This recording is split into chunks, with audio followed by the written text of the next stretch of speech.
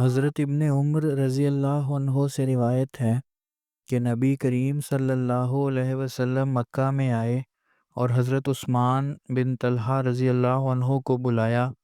انہوں نے کعبے کا دروازہ کھولا تو نبی کریم صلی اللہ علیہ وسلم اور حضرت بلال اور حضرت اسامہ بن زید اور حضرت عثمان بن طلحہ رضی اللہ عنہم کعبے کے اندر گئے اور پھر دروازہ بند کر دیا اور آپ اس میں کچھ دیر اندر ٹھہرے، پھر باہر نکلے۔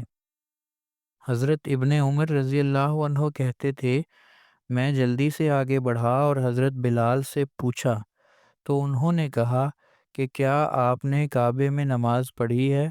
میں نے کہا کس جگہ؟ کہا ان ستونوں کے درمیان۔ تو حضرت ابن عمر رضی اللہ عنہ کہتے تھے، مجھ سے رہ گیا کہ میں ان سے پوچھوں کہ آپ نے کتنی رکعتیں نماز پڑھی۔